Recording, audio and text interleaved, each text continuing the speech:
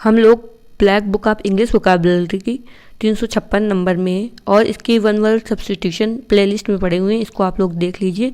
ये एग्ज़ाम के लिए एकदम रामबाण है, एकदम पनेशिया है, जिससे कि इससे ही क्वेश्चन आते हैं। तो स्टार्ट करते हैं। Bedroom for number of people in school और इंस्टीट्यूशन, मतलब किसी भी स्कूल या फिर इंस्टीट्यूशन में जो एक बड़ा सा रूम होता है जिसमें बहुत सारे बेड्स होते हैं, वो होता है हम लोगों का डॉर्मेट्री। ये नाउन है, इसका मतलब होता है शयनागार।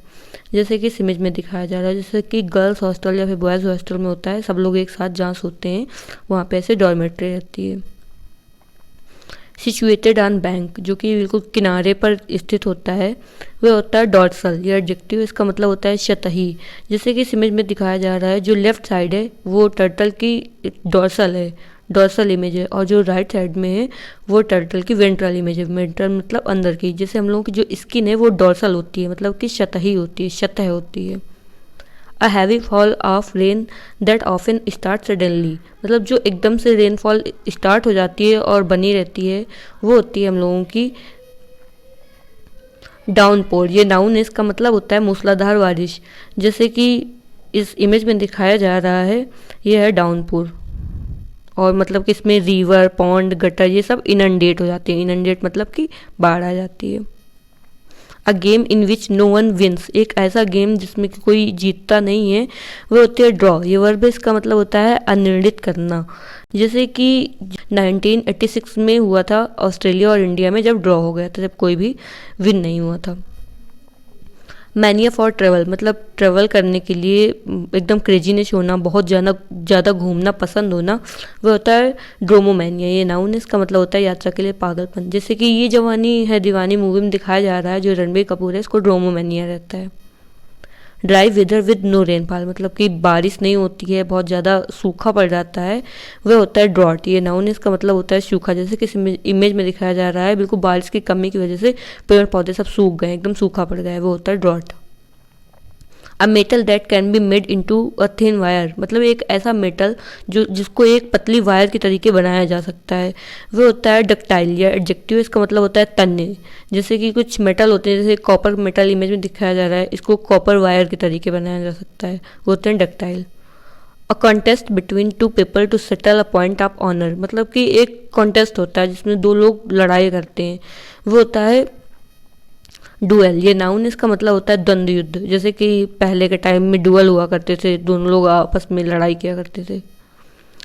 वन हु कांट स्पीक, जो बोल नहीं सकता है, वह होता है डम्ब। ये एडजेक्टिव है, इसका मतलब होता है गूंगा। A person, animal or plant much below the usual height, मतलब कि कोई व्यक्ति, एनिमल्स या फिर प्लांट जिसकी नॉर्मल हाइट से कम हाइट होती है, वह होता है ड्वार्फ। ये नाउन, इसका मतलब होता है बौना। जैसे कि इस इमेज में दिखाया जा रहा है कि ड्वार्फ है।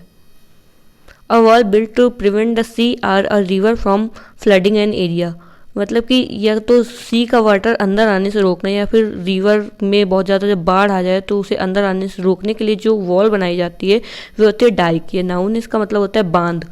जैसे कि इस इमेज में दिखाया जा रहा है, नीचे रिवर बह रही है, ऊंची सी दीवार बना दी गई है ताकि अंदर पानी ना आ सके।